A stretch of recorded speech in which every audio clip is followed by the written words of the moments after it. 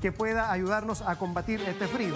El tema es que esta onda polar se ha extendido ahí en el este de los Estados Unidos, insisto, en un clima súper loco en general en el hemisferio norte. Estamos en vivo y en directo con nuestro querido amigo Edison Oporto. Yo ya amigo a esta altura, ya amigo, íntimo y más que íntimo, porque imagínate, lo tenemos siempre, estamos con línea abierta con la Gran Manzana y ahí bien abrigadito, parece un osito de peluche, qué cosa más linda.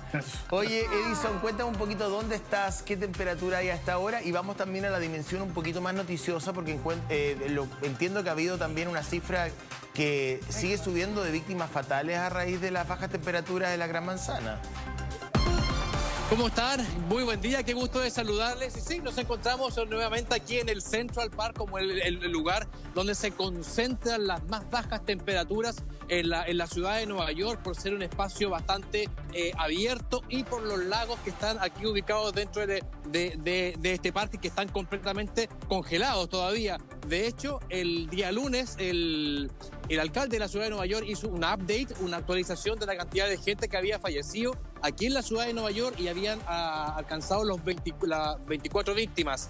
Dentro de ellos, varios fueron captados porque viven en situación de calle y muertos por hipotermia. Entonces, la verdad que el fin de semana pasado, que tuvimos viernes, sábado y domingo y hasta el día lunes, temperaturas que claramente pasaron todos los récords anteriores. La verdad que se registraron en promedio menos 16, menos 17 grados con una sensación térmica de menos 26. De hecho, lo habíamos conversado también el día lunes que habíamos tenido temperaturas más bajas que la Antártida inclusive. Entonces, la verdad que esto provocó que los lagos del Central Park y gran parte de las aguas que hay dentro de Nueva York estén completamente congeladas. También recordemos que la cifra de muertos a nivel nacional subió a más de 150. Esto producto de gente muerta por hipotermia, por accidentes de alcance, donde los autos obviamente van a una velocidad quizá un poquito más de la no permitida y chocan con otros autos al no poder frenar. Entiendo. Mira, lo que pasa es que tenemos una imagen aérea, probablemente de alguna cadena internacional o del satélite, que muestra el río Hudson bordeando la isla de Manhattan. Recuerden que Manhattan es una isla. Digamos que está conectada con el continente a través de puentes, y ahí uno cruza a Brooklyn, Dumbo y otras, y de ahí hacia el otro lado está New Jersey, pero la imagen del río Hudson y la salida que tiene por la isla de Manhattan absolutamente congelado con unas planchas gigantescas de hielo, es impresionante.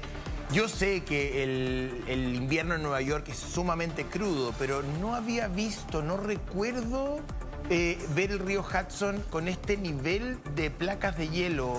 ¿Y con rompehielos? Y con un probablemente claro, rompehielos, porque el río Hudson además tiene mucho transporte de carga. Transporte, claro. Exacto. Sí, la verdad que esto ha provocado que recién ayer se pudiera abrir la ruta del ferry. Recordemos que mucha gente se transporta a través de ferry desde el Bronx. Sí, para ver la Estatua de la Libertad en la Isla Libertad, sí. Hasta Liberty Island. Exacto, entonces, Liberty Island, sí. De hecho, recordemos que mucha gente también desde el Bronx hasta Far Rockaway se transporta a través de ferry. Recién ayer ese ferry fue abierto y solo en algunos puntos, no en todas las estaciones. El ferry que va desde Manhattan hacia Staten Island, como es un ferry mucho más grande, se puede obviamente mover. Pero anteriormente, cuando estuvieron las aguas completamente congeladas, hubo un rompehielo que tuvo que abrir camino para que el ferry pudiera pasar. Oye, querido Edison, ¿cómo están funcionando los aeropuertos? La Guardia está prácticamente La Guardia está ahí, al lado del río Hudson. El JFK está un poquito más alejado y Newark queda al otro lado, pero son 3 aeropuertos de dimensiones enormes en términos de flujo aéreo. Y yo no sé si hay algún tipo de complicación. Despegar y aterrizar con nieve es sumamente difícil. O sea, no sé si hay algún tipo de retardo en la salida de los aviones. Yo conté en el programa cuando fui a Canadá y en el aeropuerto de Toronto, que también es muy grande, La salida se demoró 40, 45, 50 minutos. Y yo decía, ¿por qué? ¿Por qué nos demoramos tanto en salir? Porque hay que lavar el avión antes de que pueda despegar. Hay que sacarle toda la nieve porque es un peso muy grande. Entonces, ¿qué pasaba? Era bien interesante. Yo miraba por la ventanita. Entonces, ellos tienen una suerte como de carros de bomberos, para que ustedes lo entiendan. No es específicamente eso, pero así funciona. Es como un carro de bomberos y los aviones se ponen en una fila. Imagínate la cantidad de aviones de un aeropuerto como el de Toronto o el JFK. Son decenas de aviones por hora. Gigantes. Y cada avión pasaba por un chorro de agua. Entonces, el lanzaba agua, limpiaba las alas, los sensores. Todo ese proceso tomaba como unos 15 minutos por avión para que luego el avión pudiese despegar. Entonces tú le tienes que sumar 15 o 20 minutos a cada vuelo de retraso. Exacto, de hecho, cuando comenzó la tormenta invernal acá, todo este vórtice polar, hubieron miles y miles de aeropuertos con mucho retraso, porque los aviones no podían salir, la pista estaban completamente congeladas. Ahora, esto también provocó, estas lavadas de los aviones, también provocó en un momento más retrasos porque estaba tan gélido el aire, estaba tan congelado todo, que esa agua que caía al suelo se volvía a congelar. Entonces el avión claramente se podía deslizar fácilmente. Por eso que muchos vuelos fueron cancelados. Ahora, hasta la fecha, por lo menos se han reanudado casi el 100% de los vuelos a lo largo de todo el país. De todas el JFK sí tuvo bastantes problemas, tanto en La Guardia y en Newark, en New Jersey. Entonces, pero por lo menos hasta ahora que se ha podido controlar un poco más. Hoy día que la temperatura, podemos decir, a pesar de que yo estoy muy abrigado, hay menos 3 grados, una sensación térmica de menos 6, pero en comparación con el fin de semana pasado, que tuvimos esas temperaturas congelantes donde el viento alcanzaba los 60 kilómetros por hora, donde te calaba. Tú, de hecho, lo decías el otro día, José Antonio, que la piel. Eso era, tú salías a la calle, yo estuve aquí el día sábado, eso te quema la piel. Entonces hay que salir muy abrigado. El día de hoy... ¿Dónde estás tú ahora particularmente en el Central Park? ¿En qué punto? Además el Central Park tiene, creo que, lagunas artificiales, ¿no? Sí. Exacto. Que es la que estamos viendo ahora mira. en pantalla. ¿Está congelado? Sí, está completamente congelado. Este es el de Lake, se llama esto. Al fondo ustedes pueden ver, allá no sé si se alcanza a ver, pero es el Bow Bridge, el puente de los enamorados.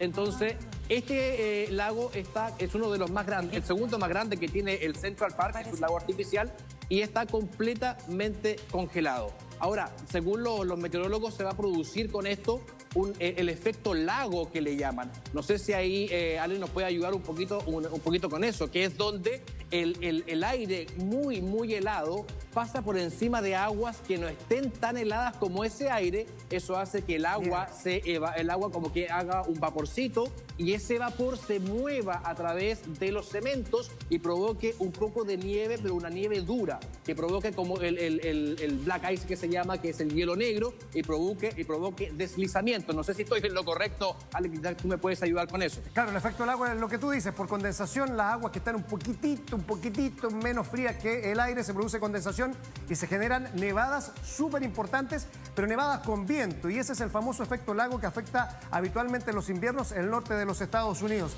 Mientras estamos viendo estas imágenes, yo creo que la pregunta que se hace la gente en la casa es: ¿podremos tener olas de frío más extremas de las que hemos sentido en Chile pensando en que se viene el invierno?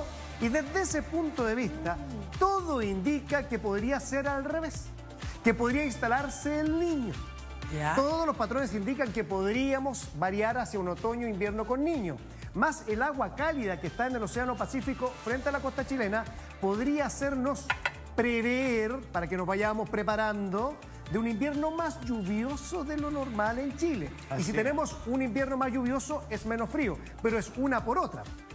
Cuando tenemos jornadas más de lluvia en nuestro país, claro, las jornadas de frío son menos, aunque claro, después que pasa un sistema frontal, igual viene un tremendo bajón de temperatura. Pero en ese aspecto, así como en Estados Unidos se tienen que haber preparado para este invierno tan gélido, nosotros nos tenemos que ir preparando para un invierno que puede ser lluvioso, aunque no dejan de impactar, por supuesto, esto. Y además, Edinson, porque después viene, cuando sube un poquitito la temperatura, el descongelamiento de esto, y se pueden producir incluso hasta tsunamis de hielo.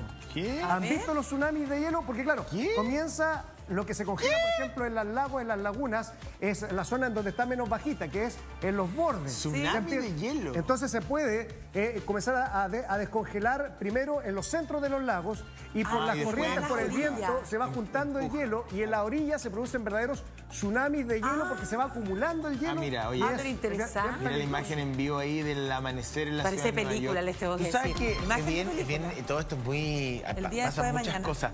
En la ciudad de Washington, que debe quedar unas 3 horas de Nueva York, también en algún momento yo mostré acá las placas de hielo en el Potomac el año pasado, cuando asumió Trump. ¿Cuándo asumió Trump? Sí, Sí. sí, Ya. estuviste ahí. Bueno, el punto es el siguiente. Tú sabes que una vez, Exacto. porque el aeropuerto de Ronald Reagan está también al lado del río. Y el año 87, un avión despegó con, no sé, 100 y tantos pasajeros a bordo, tuvo un problema en un motor y se cayó al río. Po. Sí.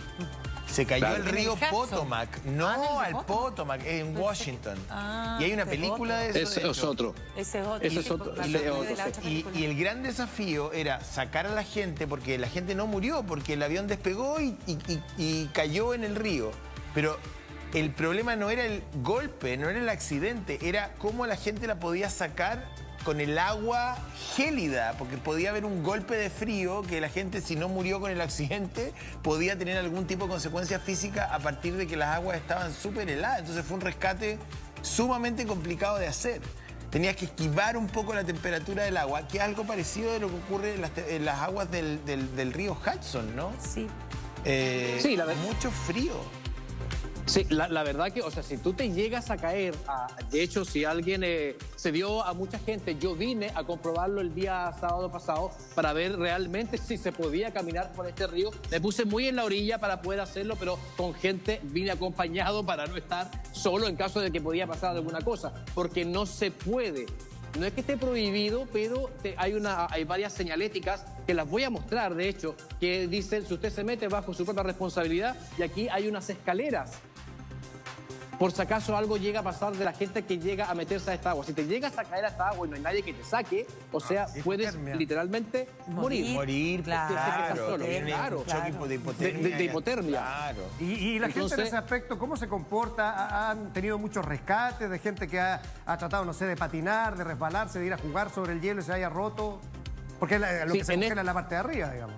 Sí, aquí en el Central Park no ha sucedido absolutamente nada, pero sí en los lagos que están en Queens. Recordemos que estos lagos son artificiales, entonces no hay drenaje de agua, son mantenidos por cañerías. Pero los lagos que están en Queens, que tienen estas placas subterráneas que hacen que el agua se mueva, eso es súper, muy peligroso. Ha caído gente a las aguas. De hecho, el fin de semana pasado, 2 pequeños cayeron al agua. El papá también intentó rescatarlos. Llegaron los socorristas a sacarlos, por suerte. No corrieron el riesgo de muerte y nada de eso, pero terminaron muy mal, con hipotermia. Porque el caer a estas aguas gélidas, o sea, literalmente puede acabar con tu vida. Es una cosa también de responsabilidad y de conciencia de que si te metes, ojalá andes con alguien acompañado, porque en caso de que te llegue a pasar algo. Pero está prohibido. Este lago del Central Park y principalmente, hasta el 1950 estuvieron programados para ser navegables y ser también patinables. Pero después de 1950 las temperaturas no fueron tan gélidas para mantener estos lagos congelados. Es por eso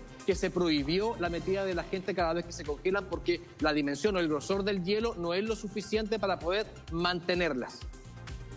Sí, pues seguimos pendientes entonces de eso. Sí, pues muchas gracias, mi querido Edison Oportus. Un saludo para ti. Ahí bonito su gorrito, me gusta su gorrito.